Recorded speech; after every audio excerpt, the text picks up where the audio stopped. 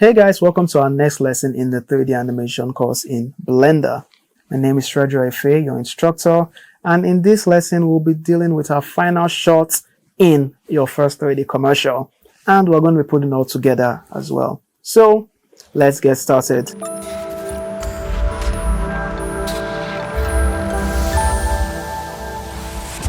We are creating a 3D commercial and we are currently about to animate shot 3. We've animated shot 1, shot 2, and now we're in shot 3. If you've come this far, once again, I want to say thank you for sticking along, and I want to say congratulations on your journey. We are almost done. We are almost at the finish line. So one more shot remaining. And in this new shot, we will be introducing some new techniques, a few more new techniques to you, including importing images or as planes, which is a function in Blender, how to use movie textures. We'll go a little bit more into the shader nodes and talk about, we'll utilize some mix nodes to do transitions between textures so you can animate textures with the mix node, and then we will touch on Blender's compositor as well. So let us get started with the lesson. All right, so this is where we stopped at in our last video. We animated this beautiful transition whereby our fruit juice goes up in the air and these fruits pop out from behind it. If you notice your playback is being slow and you want to make sure that it's always in the right timing, just change it from play every frame to frame dropping. And once you do that, what Blender does initially when it says play every frame is that it's trying to play every single frame in your scene. So if your scene is too heavy, it's going to take a long time to go through each frame. But if you click frame dropping, Blender will say something like, hey, I'm supposed to do 24 frames in a second. And if I can't process all your frames in that 1 second, all 24 frames in 1 second, it's going to remove a couple of frames and just make sure that no matter what, your animation is playing as it should be. So this is the animation with the proper timing. Again, a quick overview of the scene that we're making of the final scene. We're going to have the product sitting on a beach and with the packaging behind the product and a beach background behind it. And that beach background is going to transition to a plain colored background, and the name of the product will appear one more time, and that will be the end of our animation. So let us do that in Blender.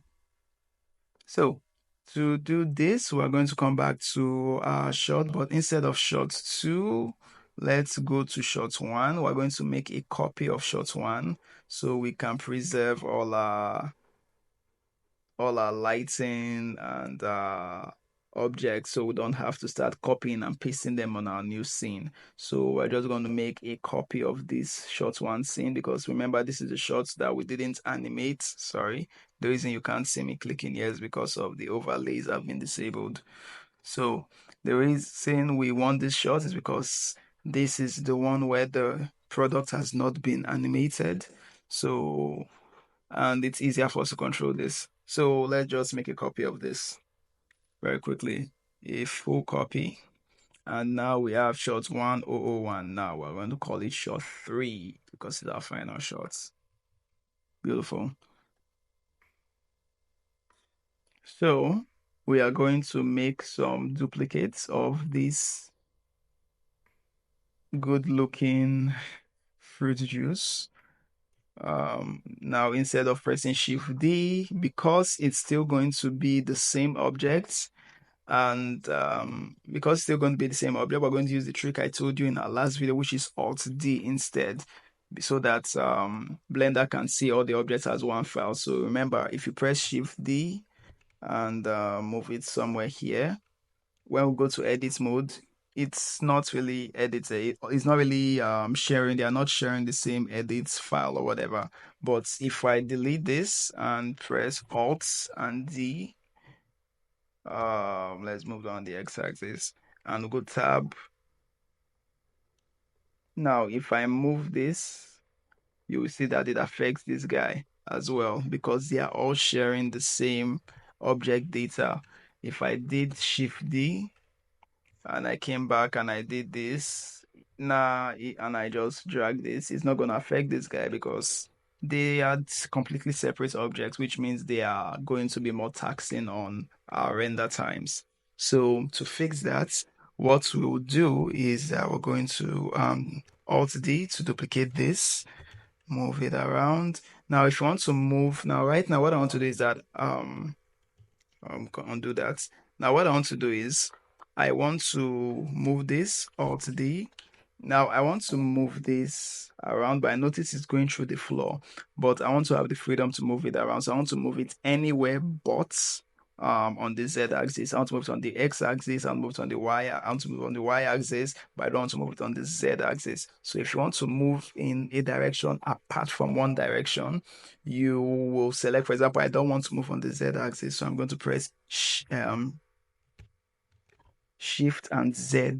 So now it shows you that, okay, this thing is constrained to only the X and the Y axis, but I can't move on the Z axis. If I press Shift Y, I'll be able to move up and down on the X axis and on the Z axis and the X axis, but I will not be able to move on the Y axis because I've excluded that from my location. Same thing if I press Shift X, the same thing. So what we want is Shift Z, so that we can move around this thing without having it go underneath our floor. So let's move this guy here, go to the camera view, rotate him a bit, again Shift Z to move him around. Let's go to solid mode so this is easier for me to see. Have our camera view here. And for now, let's move this guy out of our screen. It's distracting the Y x-axis.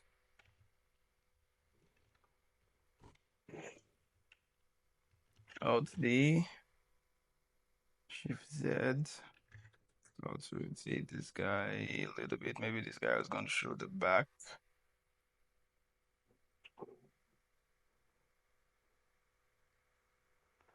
And move him around here. Be Alt D again.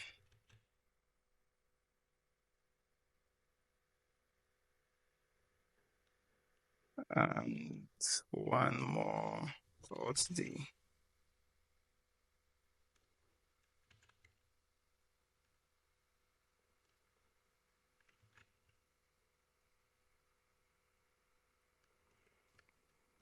Then maybe we can rotate this so the fruit juice name shows up in front completely. This guy can probably bend a little bit. Can he?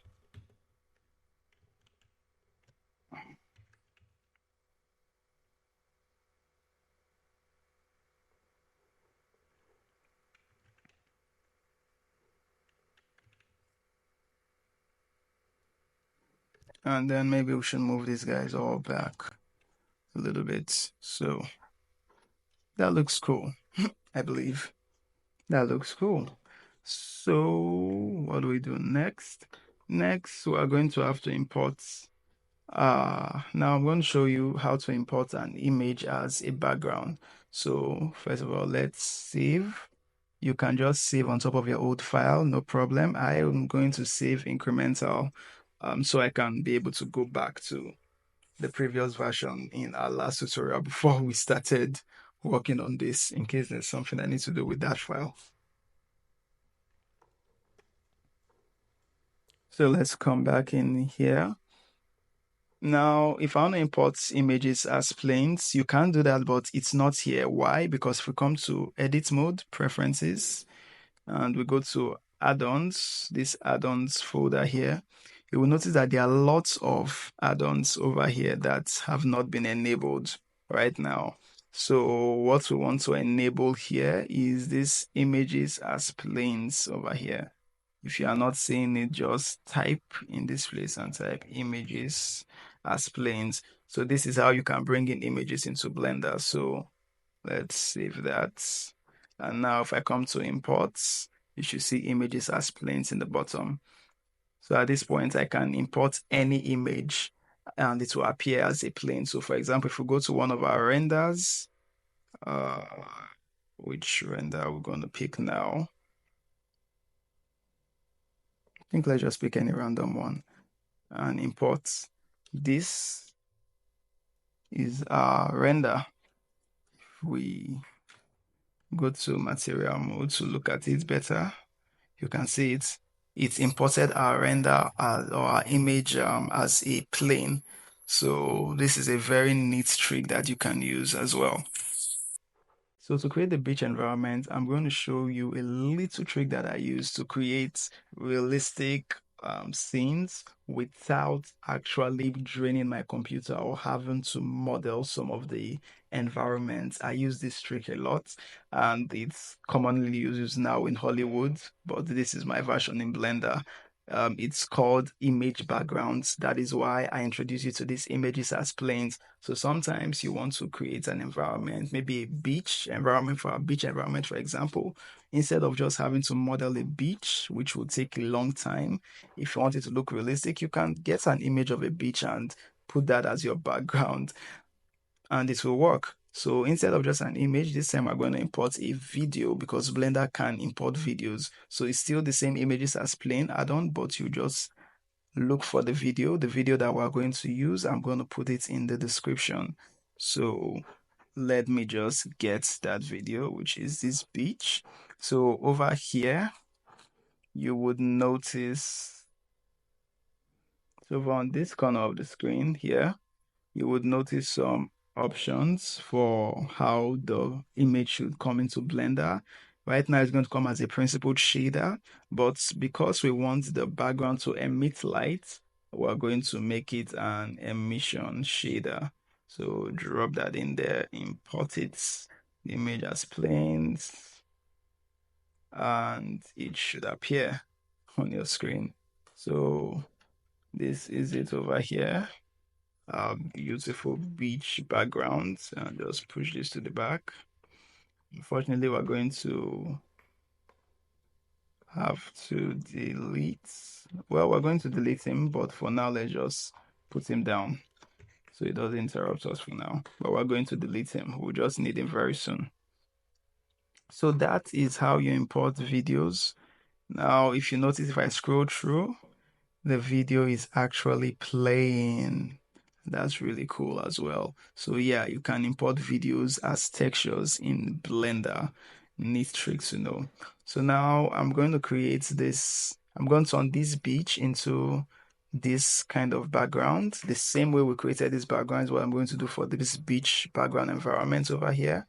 And we're going to click on this guy, go to edit mode, press Ctrl R to add a loop cut, and add that loop cut around here where the horizons actually start from.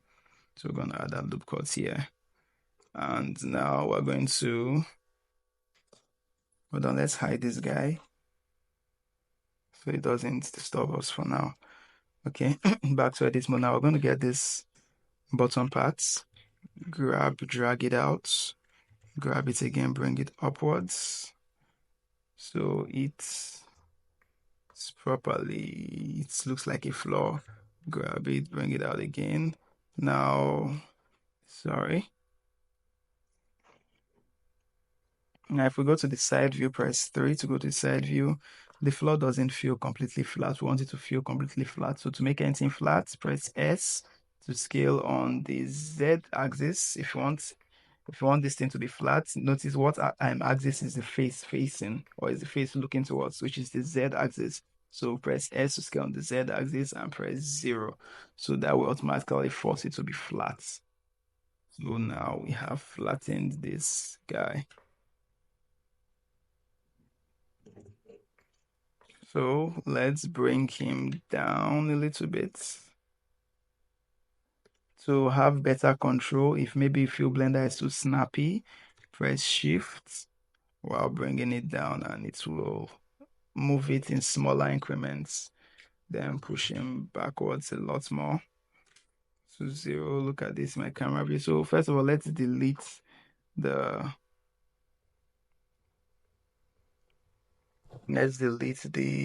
animations on the camera here. so it doesn't mess up what we're doing and we can see what we're doing properly. So we have this beach background.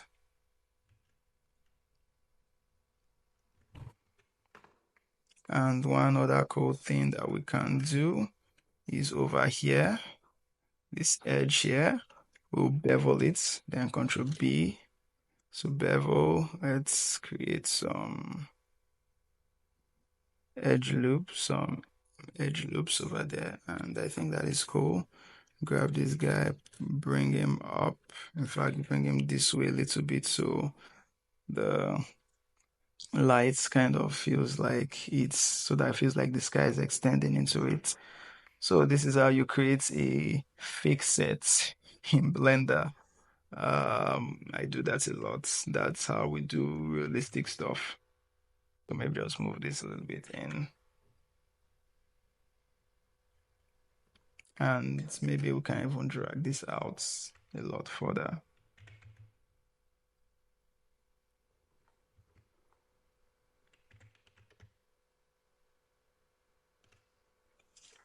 All right, cool. So if we go to the material of this texture, go to shading tab. Again, it's currently in the beach color. Let's add, instead of just affecting only the immersion, it's only affecting the emission. Let's add it to also affect the base color. So that way it feels a lot nicer on our screen.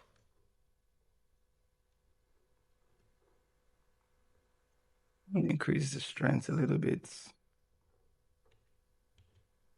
So now if we go to rendered, it looks okay, but it still doesn't look good. It still doesn't feel coherent, like it's part of the environment yet.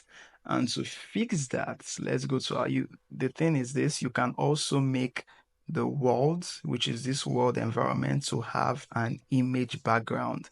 And this right here is the secret of realism in most 3D renders, is by creating a background, making the world environment to have a picture background. Because right now we're only coloring these objects with a single color. And there is only so much you can color with a single color. In nature, most things are not colored by a single color. The sky is a collection of multiple colors. Our environment is a collection of multiple colors. So an image has more colors to throw into a scene than just a single color. If you look at this background now, it has yellow, it has green, it has white, it has blue, it has whatever these colors are, gray. So we can use an image as a background environment, and that could just make your work look a lot better. So if we come here to change this into an image, if you come to this color, press this yellow button and then click on environment texture. You can click on image texture, but what we want is an environment texture instead. So click on environment texture. You're going to see that it's going to turn pink, and the reason it's pink is because it's telling you that, bro, there's nothing in the environment here. We don't have a texture here. So what we're going to do, we're going to press open, and we're going to find that video for the beach. And now the video has been loaded in. So right now what you would ideally use is something called a HDRI. These are special images are that are 360-degree, which is why it's an environment texture. Right now you can see this seam over here. A HDR will not have that seam. So this thing just projects. So what the environment texture does is that it projects the image as a 360-degree background, like a globe around your objects, and it just lights it in a very special way. So maybe we can increase the lights a bit to 0, go to 1. All right, maybe increase the brightness a little bit, maybe to 1.5, and move this guy down to the bottoms of the drinking show.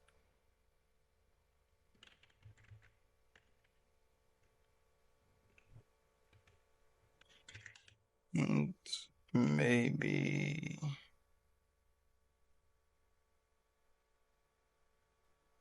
I'm just figuring out the best way to put this in. Cool. Then we can also move this thing back a little bit. So we get that sand appearing on our screen over here.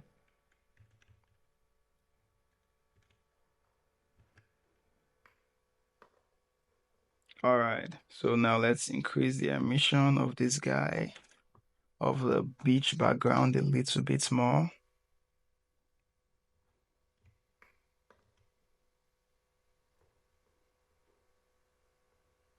Enable this cyclic. Cyclic means once the video is done playing, it will repeat itself.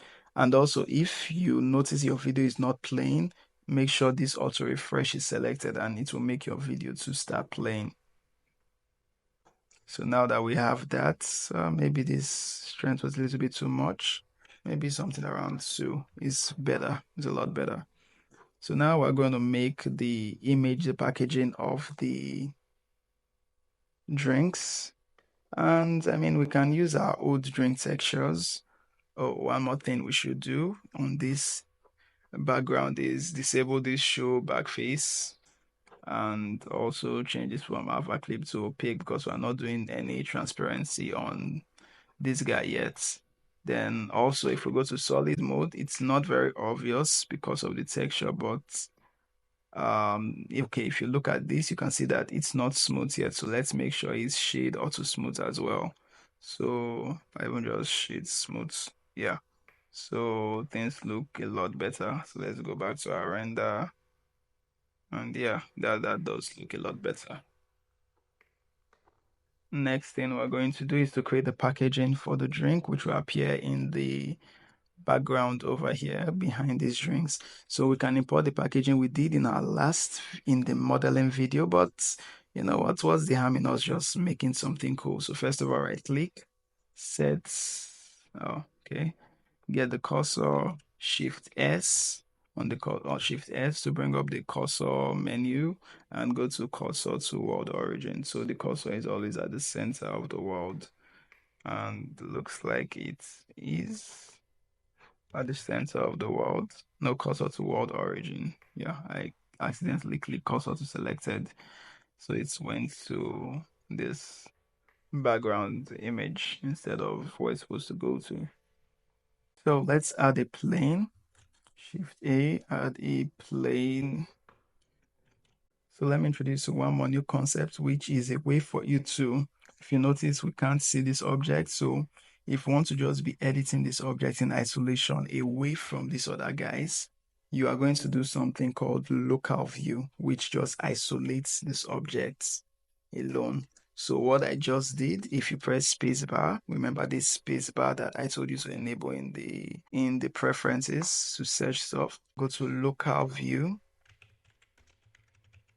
toggle local view. So what I just did is I pressed the slash button on my keyboard, and once you press this slash button, it will take you to local view. Local view is simply a way of isolating a particular object, so you can just see only that object and you can edit it separately from the main scene. And then once you are done viewing your object in local view, you press that slash button again, this slash button on your keyboard, and it will take you back to the global view of seeing every other thing here in the environment. So let's go to local view to make this guy. Let me scale him a little bit.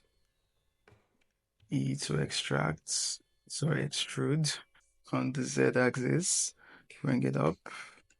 And because we have two screens, you can actually see it over here, which is very neat actually. That's really neat. So still bring it up.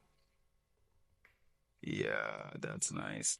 E to extrude again, this time S to scale it out. And E to extrude one more time. And I think that is great actually. Let's press Ctrl R to add an edge loop. And I think that is all right. It looks good. That looks really good. Now we're going to add a new material to this object. First of all, let's make sure we're in material mode so we're not over taxing our computer, and give it this same classic purple for our drink, or whatever the theme color of your drink is, you just give it that color. Let's do that. And double click to select all the edge loops at the bottom, maybe even select this bottom here, and I want guys to have a separate color here. So add another material, press new, and yeah, white is fine. Assign that. And that is looking actually really good. So all we're going to do to it to make it a lot better and a lot smoother, add a modifier, come to generate and add a bevel. So now we have a small bevel, so this way the edges will be a little bit softer. It's still sharp, so we have to right click, shade auto smooth, or maybe just shade smooth. Nah, shade auto smooth was better. Let's make that.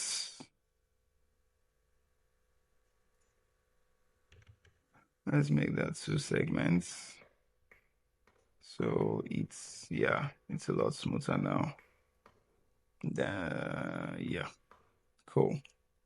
So what if we want to add the fruit juice icon to it, the fruit juice logo to the box over here?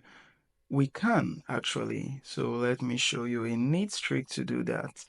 We're still going to use our texturing style that we showed you in the first shot.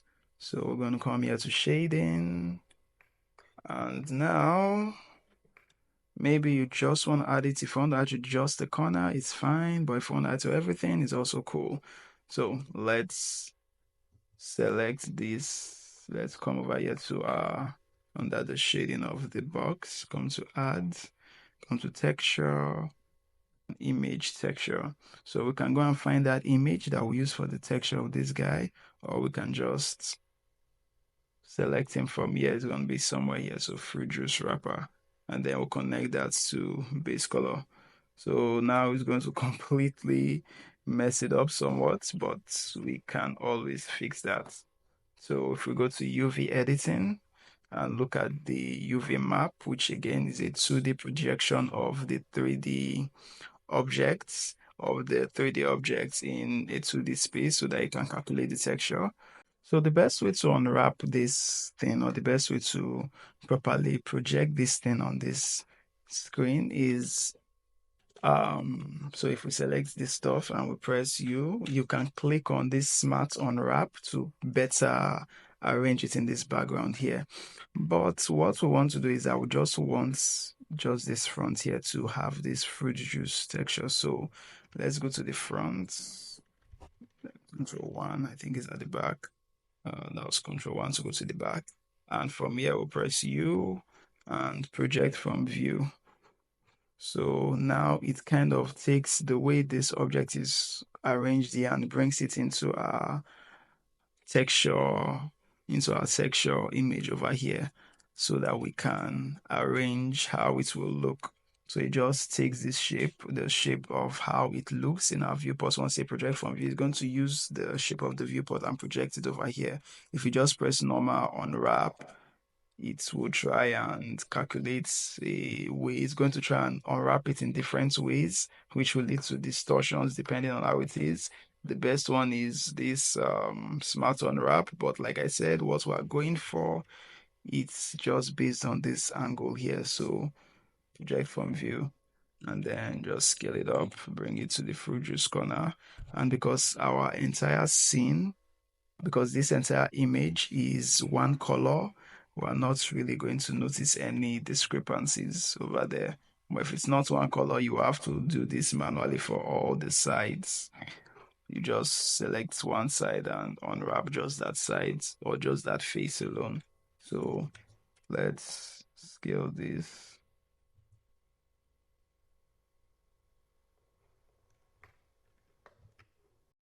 And now, so this is what I was talking about.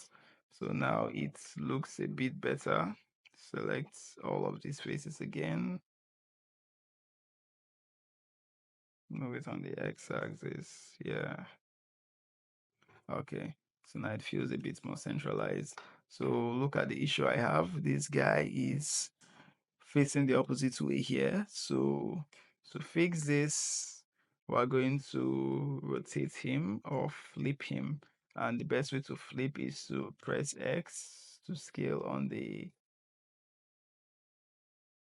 X axis and press -1. So S X -1 on this guy, with this guy selected, just this guy, and it will flip him properly. So that is a bit of it, and I think that is cool. I think that is cool. Maybe you might want to add another loop cut here. Select this bottom and maybe assign that material over here. So if we look at the UV of that material, it's somewhere along the edges where it's just very, very distorted in this corner, but that's all right for now. So let's move this bit towards the back. And to come out of our local view, press slash again on our keyboard. And if we press 0 to go to our camera view, you can see we need to scale the packaging so it appears better in front of our camera. Maybe just rotate it a little bit to the side so it has a bit more dimension, because the camera won't be spinning too much for this scene. So moving a bit more to the back. And this background, you know what we're going to do? We're going to scale this background out. So I'm not able to select because it's still on cursor mode. Turn to select mode. Let's do scale on the y-axis.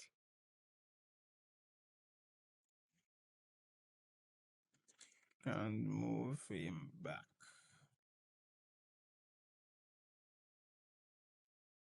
All right. Maybe let's move these guys out. So there's some space for us to see. Maybe we might need to move them forward in this case. So,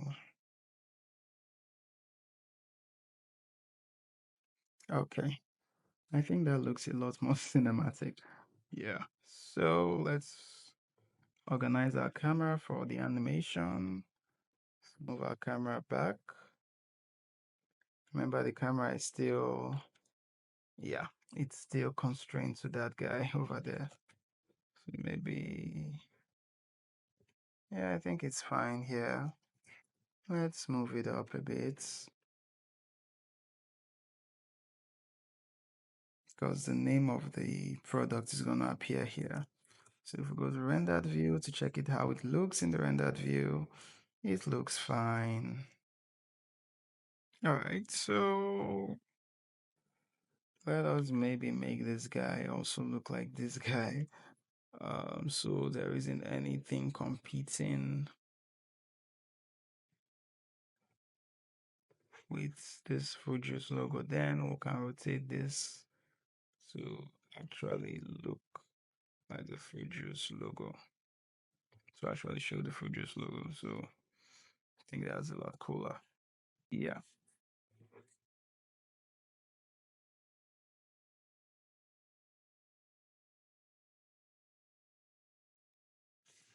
All right, so let's do our camera animation.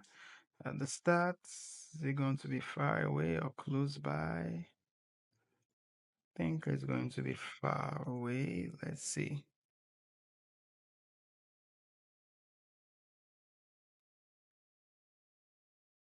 So because of the fact that the background is sort of fake, your camera angles would really matter here. So from this angle, the background feels a lot more authentic. So if you make the camera, if you go up now, yeah, you might end up breaking the illusion that it's on the beach. So yeah, this angle, keep that this angle. That's fine.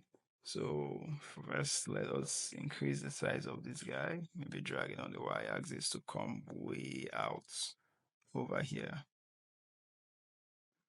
Okay.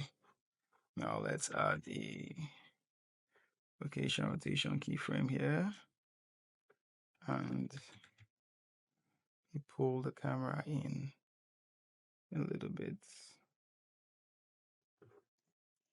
Another keyframe here.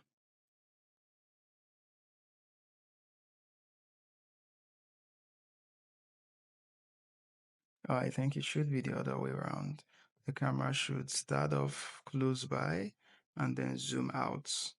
I think that would be a lot more fitting. All right. So, oops. If we go back to stats, camera zooms out. Yeah, I think that is cool, really. So the next thing we're going to do is the transition of the background. To do that, this is where we're going to need to unhide this from our background here, because we're going to be using the textures. Let's move him out of this background. So now if you come to your shading tab, you would notice that it has this image texture is connected to this principled BFDS texture, and this principled BSDF texture is connected to the surface.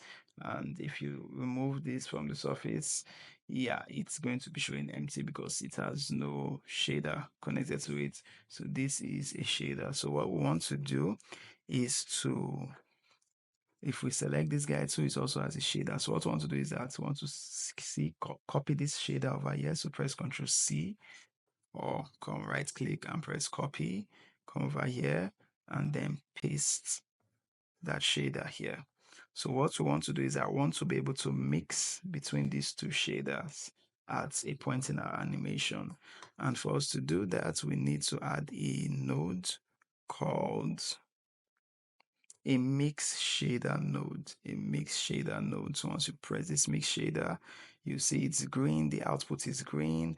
Once you notice this green, green goes to green, yellow goes to yellow. So that's just a tip that you can be using to know what node connects with which node. So now this principal BSDF node can come to your shader one, and this other one, or for our this our background, this our cues background here, can come to shader two. And now instead of connecting just one shader here, we can connect the mix between these two.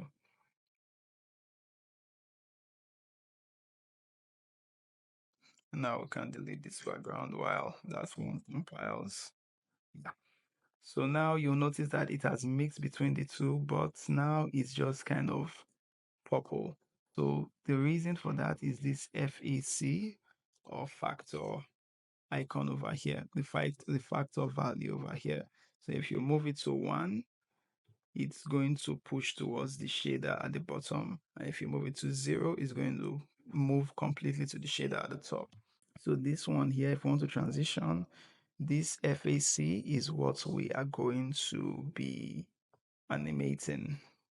All right. So to animate this FAC value, okay, so first of all, you know what? Let us add a timeline to this shader node, because we do animate shaders here. So we're going to come here, wait until the cursor turns into a cross, and drag up.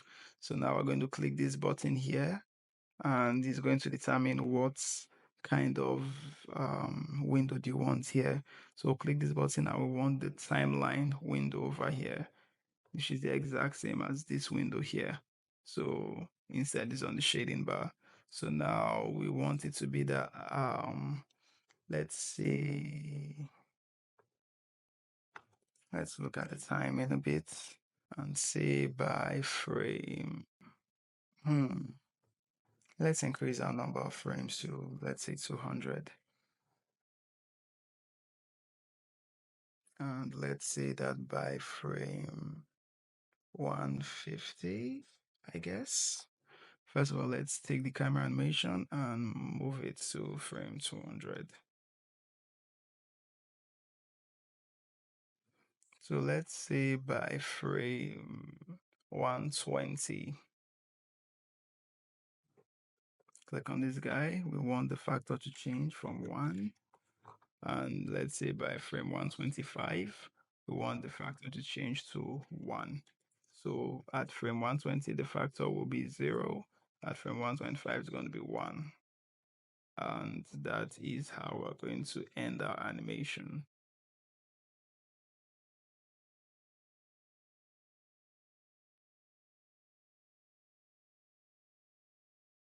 And that is how you transition between two different materials or two different shaders. Just use this mix shader and add an animation to it.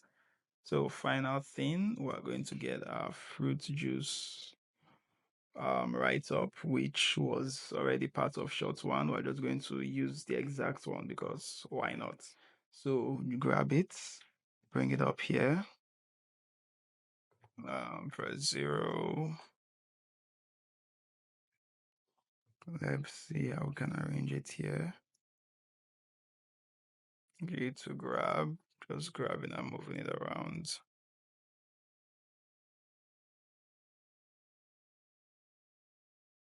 All right, then let's, you know what, let's give this thing an emission.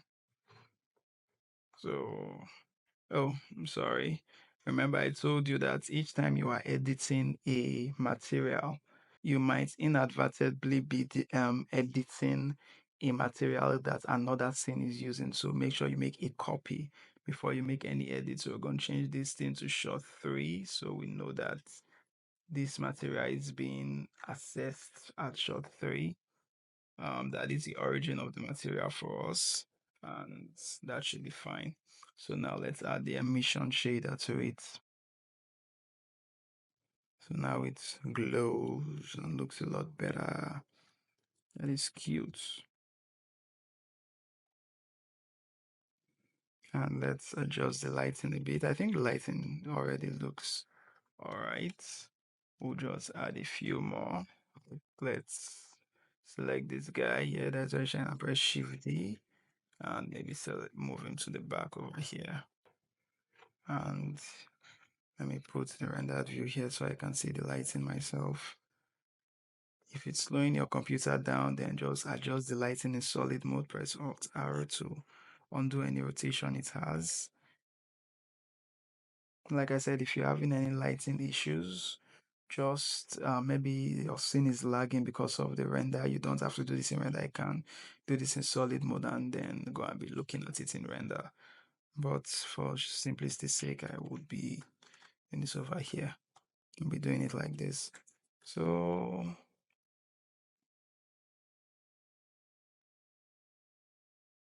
let's see what happens if I turn this to 5,000.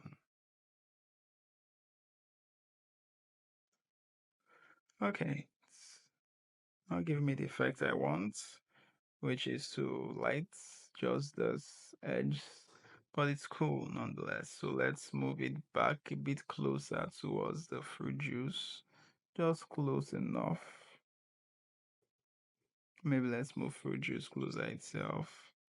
And when an object is close to the light, it would glow a little bit. So I like that glowing effect. So we're gonna have that over there.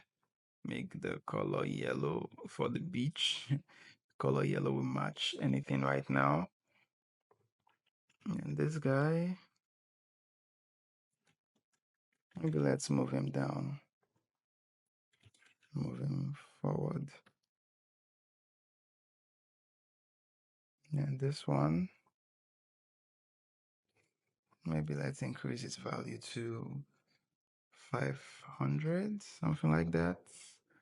Let's see, all he's doing is just to blow some blue light over here. Yeah, I think that's all right as it is. We don't need to touch that too much.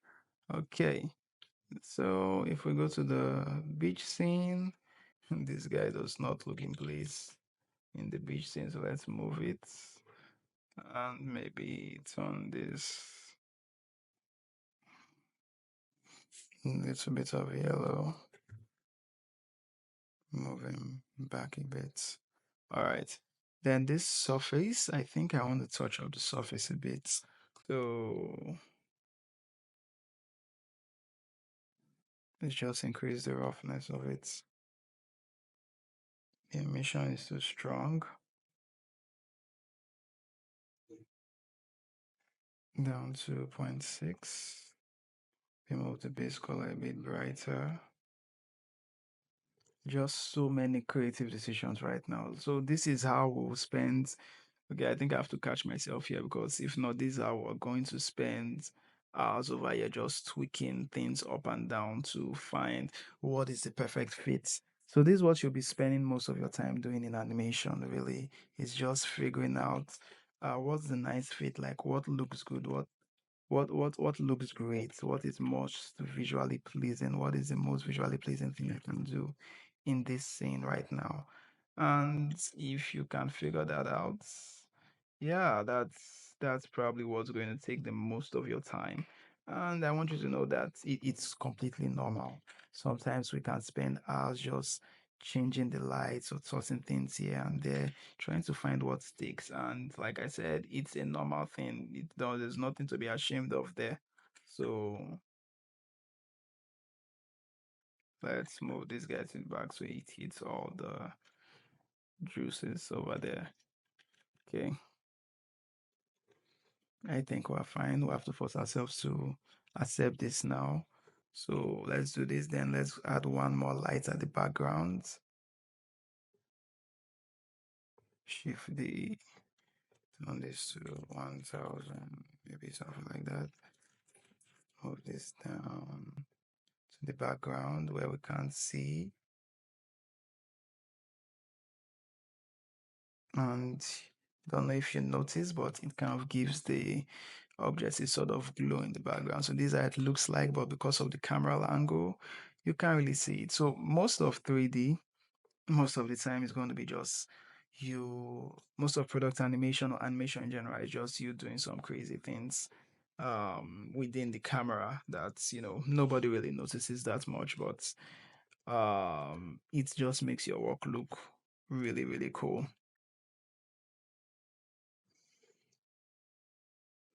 So we are going to make a transition for this fruit juice, and it should come up once it finishes appearing, once the background changes. So as usual, make sure the fruit juice blend mode is on alpha hashed, so that when we turn the alpha down, it's going to disappear. If it's not an alpha hash, it will just be black.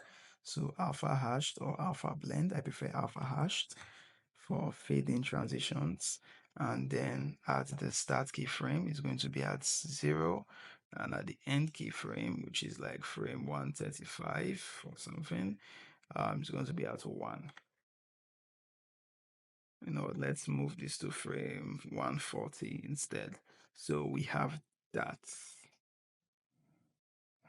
And our animation is technically done. Apart from possibly a few touch-ups that I would challenge you to do on your own. I'm going to just rotate this a little bit so it faces up a bit. Press I location rotation to overwrite that keyframe. So I would highly recommend that you practice, figure out what works best for you, find out some, just try things out, what looks good in your eye, what you find most fascinating. Or I'm going to drag this guy down a little bit.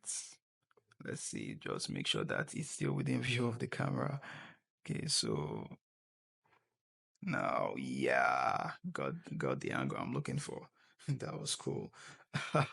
So what I wanted was to get the sky to look like it's in the air. So just to have this a little bit of a three-dimensional effect to it. So do that, and okay, let's move this up.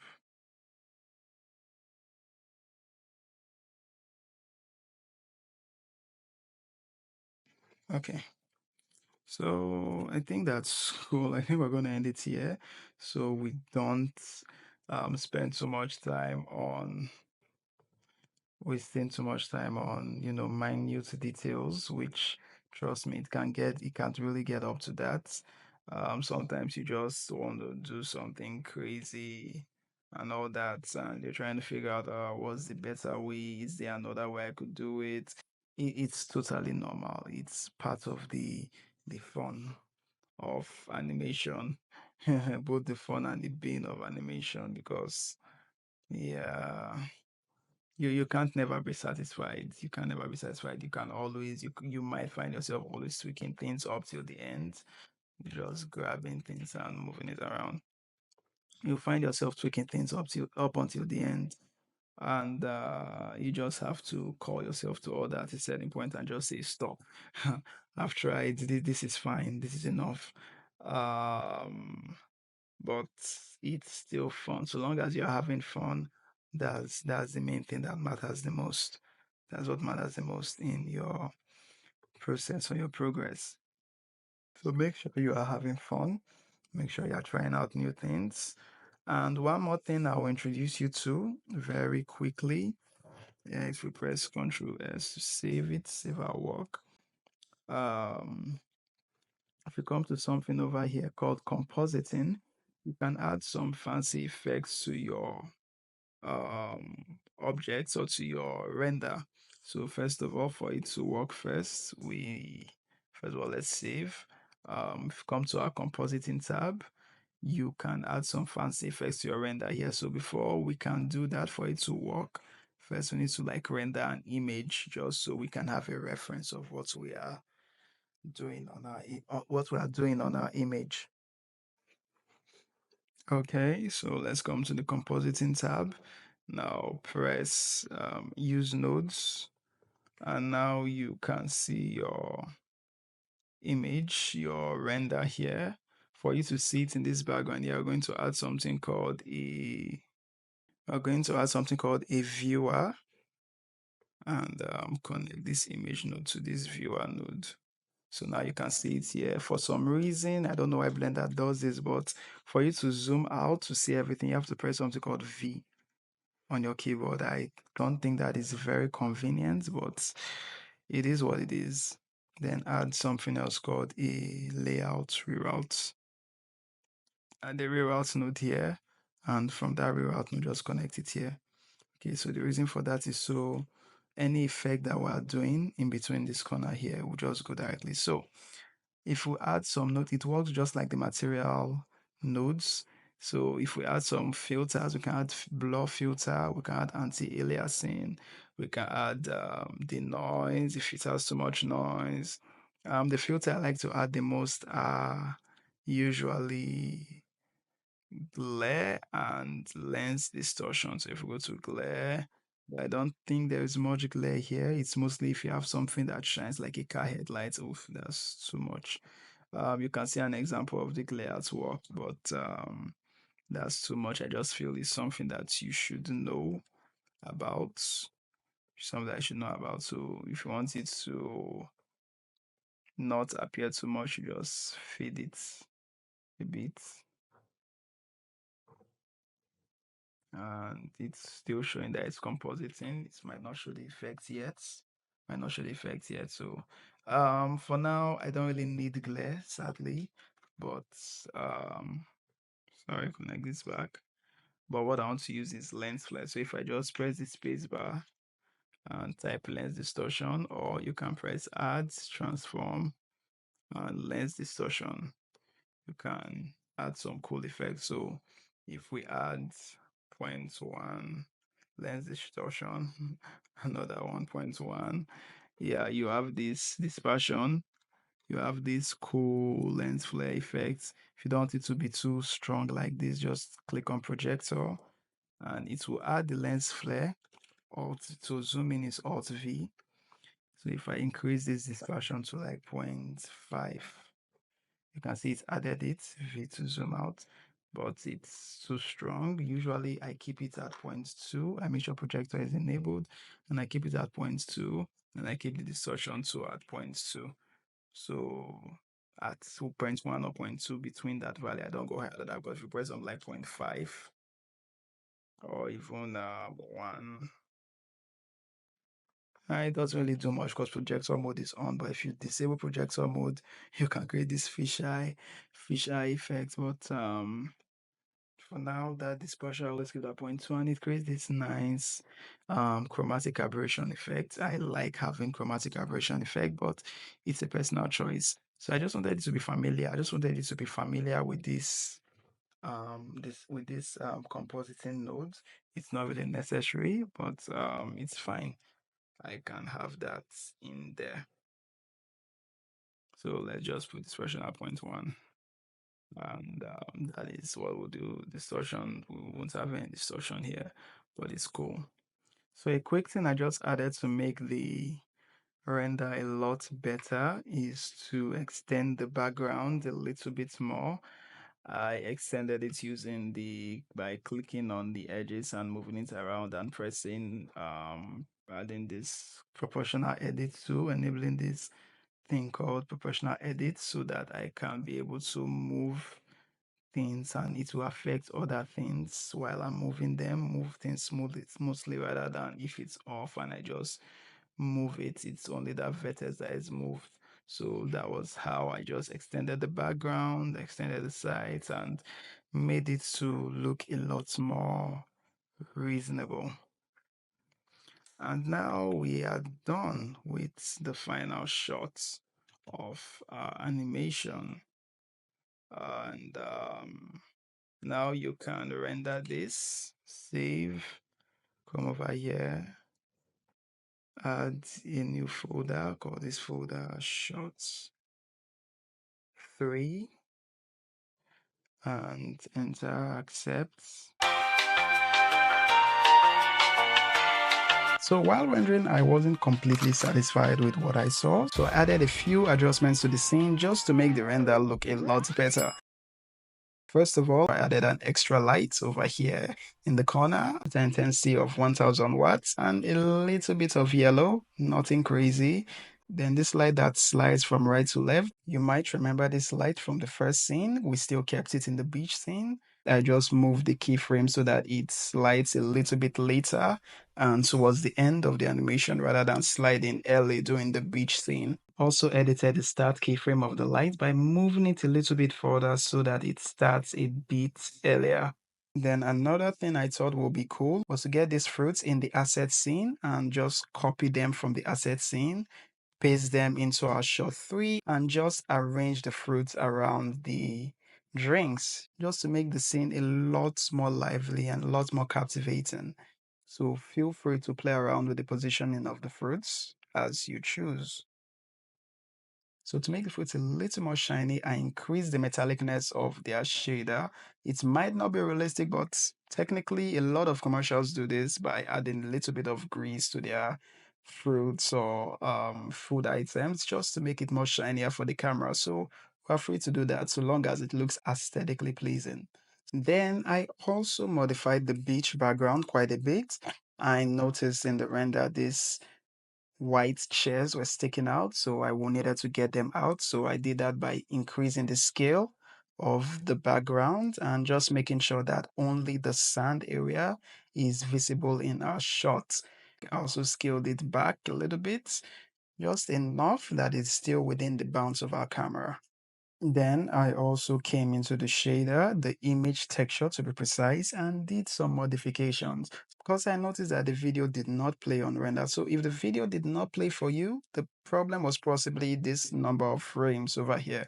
For some reason, it was 1, so make sure you set that to something like 200. Then the start frame, set it at -5, and offset set at 32. So once you're done rendering, you can come over to File, New, Video Editing, and now you can add in all the image sequences from your previous shots. That's if you've not rendered them already. But if you have rendered them, you can just add a movie. So we're just going to add the image sequences from each shot. So this is shot 1. Make sure it's aligned on the correct numerical order. Then add image strip. Once that's done, we're going to go to the end of this and import shot 2, all the frames in shot 2.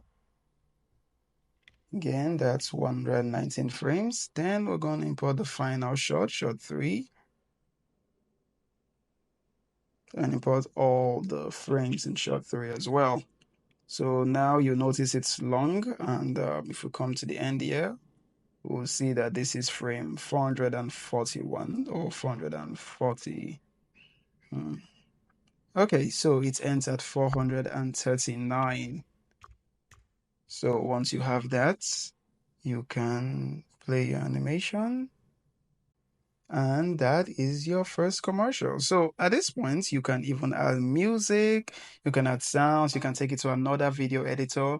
You're pretty much done. So once you're done, you can come over to output, make sure that the output quality is on high quality, and define the location where you want to export it to. You can export to this clips folder I told you. So just click on it and give it whatever name you want to give it and just press render animation. And your 3D commercial is completed. So if you've gotten to this point, I want to say thank you for staying up till this point. I'm greatly honored that you stuck around.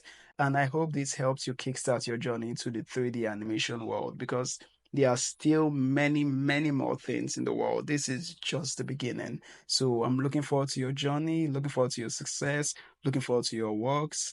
I'm rooted for you. And once again, I want to say congratulations and keep having fun. And that's it for creating your first commercial in Blender.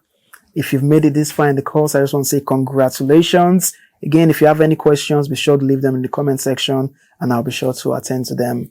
Also like and subscribe, share. Now in the next lessons, we will be having some closing advice on navigating your way around the 3D industry. So be sure to check that out. Thank you so much again and have a wonderful day. Enjoy all these premium courses in this channel for free.